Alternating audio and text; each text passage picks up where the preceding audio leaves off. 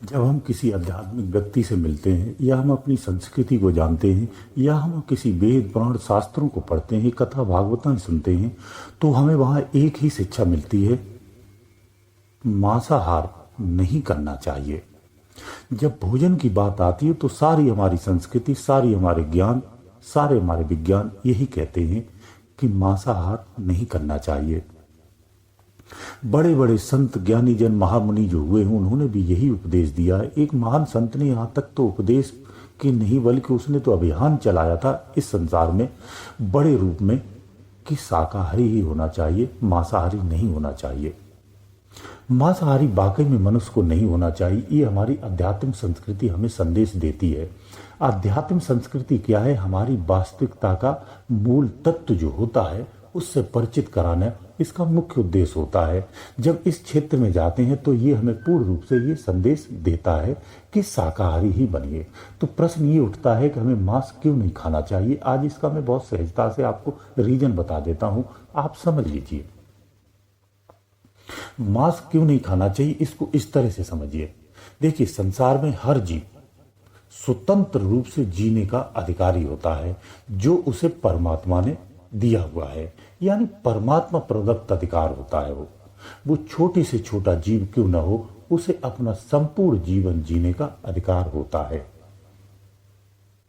मनुष्य समस्त जीवों में श्रेष्ठ होता है। ये अपने अधिकार का गलत उपयोग करता है और ये अपने मार्ग से भी भटक जाता है। श्रेष्ठ गुण होने के कारण ये अधिक उद्दंडी और स्वार्थी हो गया है। अपनी वास्तविक मार्ग से या अपनी वास्तविकता से बहुत दूर हो गया है। जब हम अपने रास्ते से भटक जाते हैं तभी हम कुकृत्यों में फंस जाते हैं। संत जन यही संदेश देते हैं कि जो व्यक्ति अपने मूल से जुड़ा रहता है वहां ये सब शिक्षा की उसे आवश्यकता नहीं होती है। मांसाहार इसीलिए नहीं करना चाहिए। देखिए, मैंने आपको बताया कि समस्त जितने भी जीव हैं संसार में सब भोग योनियां हैं, कर्म योगियां नहीं है। कर्म योग या कर्म योनि केवल और केवल मनुष्य ही है। इसके अलावा जितने भी शरीर हैं वो सब भोग योनि ही कहलाते हैं। तो जो जीव भोग योनियों में हैं वो कभी मनुष्य भी थे और इसी मनुष्य के रूप में ही जो पाप किए जाते हैं उन्हीं को भोगने के लिए अन्य समस्त प्रकार की योनियां प्राप्त होती हैं। ये विधिवत है, विधान से है और वेद प्रदत्त है। ये आप सभी जानते भी हैं, बचपन से सीखते और सुनते हैं, अमल नहीं करते अलग बात है। तो जो भोग योनियां है वो भोग अपने भोगने के लिए शरीर मिला है, उस भोग को भोगने के उदी इस शरीर में जीवित है। आपने बलवक उसकी कर दी या दी। वो जो हत्या किसी जीव की, मनुष्य की, किसी भी जीव हो सकता है, आपने उसकी हत्या की या करवा दी, दोनों में बराबर ही पाप लगता है। फिर उसके मांस को आपने खाया। अब उसको जो भोग भोगने थे, उसके जो संस्कार थे, आपने उसकी जिंदगी छीन ली। तो वो जो संस्कार हैं वो तो नष्ट नहीं होने हैं, तो वो संस्कार उसे अब नहीं भोगने। वो संस्कार इसी मांस के रूप में जितने लोग भी उस मांस को खाएंगे, उस जीव के समस्त संस्कार उन लोगों को लग जाते हैं, ट्रांसफर हो जाते हैं, स्थापित हो जाते हैं, प्रतिस्थापित हो जाते हैं। ये अटल सत्य, ये विधि का विधान है, ये विधि के नियम है। जब आप गहराई में जाते हैं, किसी स्थिति में पहुंचते हैं, तो इन स्थितियों को आप जान सकते हैं, देख सकते हैं। ये एक विज्ञान है जो ऑटोमेटिक इस प्रकृति में चलता रहता है। ऐसे ही भोग योनियां हैं और ये चक्र जो है भोग का चलता आया है, चल रहा है और चलता रहेगा। पूरे जो मंडल हमारा ब्रह्मांड है, इसमें जितने भी जीव हैं ये सब भोग योनियों में हैं, जो कभी मनुष्य योनि में थे। इसी मनुष्य योनि से ही वो समस्त चीजों में स्थापित हैं, अलग अलग रूप में स्थापित हैं।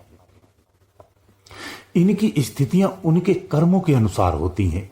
जैसे वर्तमान में आप अभी मांस खाते हो, निश्चित मान लो, आप ये कंफर्म कर लो, एक दिन किसी की थाली में आपका भी मांस रखा होगा, इस जन्म में नहीं तो अगले जन्म में ऐसे ही आप कटेंगे और पैं करेंगे, आप भी रोएंगे, आप भी कष्ट में जीवन जिएंगे और किसी थाली में सजे हुए होंगे। ये वही लोग हैं जिनकी थालियों में आपके यहां सजे हुए। ये प्रकृति चलती रहती है। इस चक्र से जो विवेकी पुरुष होता है वो बच जाता है, वो इस चक्र से अपने आप को बचा लेता, इस मार्ग को ही त्याग देता है। इसीलिए संत जन कहते हैं कि मांस नहीं खाना चाहिए। जो दूसरों के संस्कार आपको लगते हैं ना, दरअसल में यही पाप है जो शास्त्रों और वेदों में कहा गया है। पाप का मतलब यह है उसके जो संस्कार हैं वो आपको लगने हैं। अब पाप की बात आई है तो ये भी मैं बता दूं, पाप दो रूप में होते हैं, स्थूल में और सूक्ष्म में। सूक्ष्म रूप में ऐसे होते हैं, कई तरह से होते हैं, जैसे भावनाओं से, विचारों से, जो मन ही मन हम विचार करके किसी का मर्डर कर देते हैं, षड्यंत्र कर देते हैं, संकल्पित कर देते हैं, बद्दुआएं दे देते हैं, ये सूक्ष्म रूप से होता है। जब किसी जीव की हत्या करते हैं तो उसे गहरा कष्ट होता है, गहरा सदमा लगता है, गहरी पीड़ा होती है, वो फड़फड़ाता है, व्याकुल होता है, बेचैन होता है। हमारी मलिन बुद्धि इसका एहसास तक नहीं करती, क्योंकि मैं इतना पशु प्रवृत्ति में जा चुका हूं, मनुष्य प्रवृत्ति तो बची नहीं। अगर मनुष्य प्रवृत्ति होती तो आप जीव की हत्या कर नहीं सकते, ये मैं वचन देता हूं।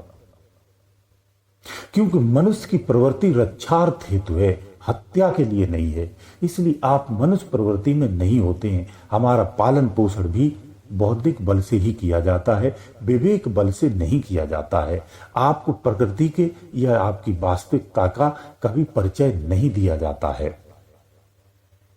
इस तरह से आपका निर्माण होता है। इसलिए हत्या करते वक्त जो जीव परेशान होता है, उसकी जो व्याकुलता होती है, वो आप पर कोई असर नहीं करती है।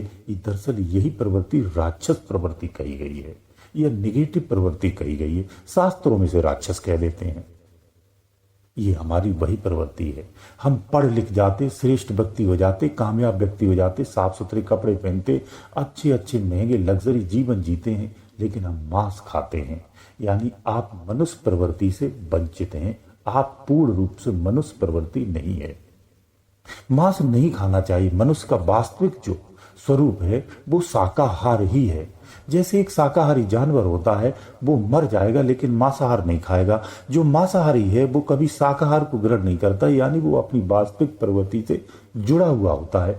मनुष्य इतना गिर चुका है, इतना पतन हो गया है कि वो अपने भोजन को भी शुद्ध नहीं रखता है। और दरअसल यही से संस्कारों का प्रारंभ भी होता है।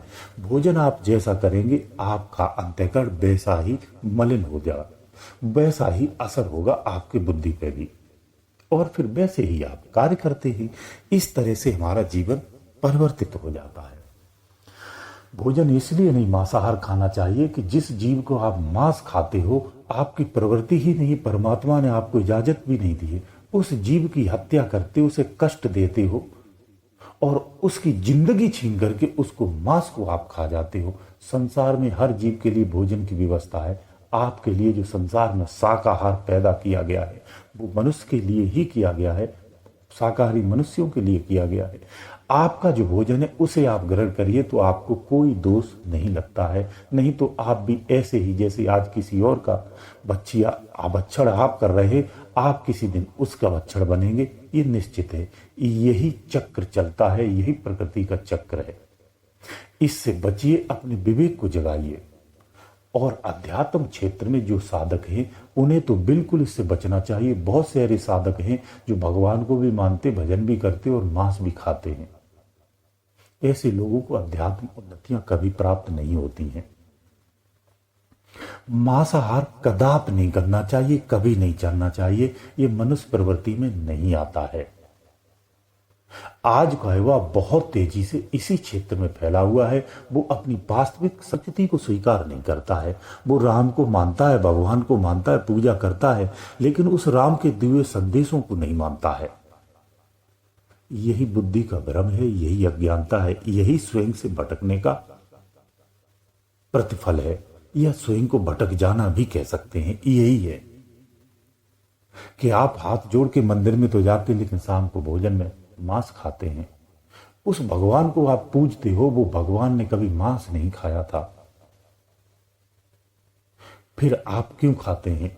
तो अध्यात्म व्यक्ति को कदापि मांस नहीं खाना चाहिए, औरों की अपेक्षा। ये सीख ले लो। उम्मीद है आपको आज समझ में आया होगा कि हमें मांस क्यों नहीं खाना चाहिए। मांस किसी को नहीं खाना चाहिए। गुरुदेव दयालु।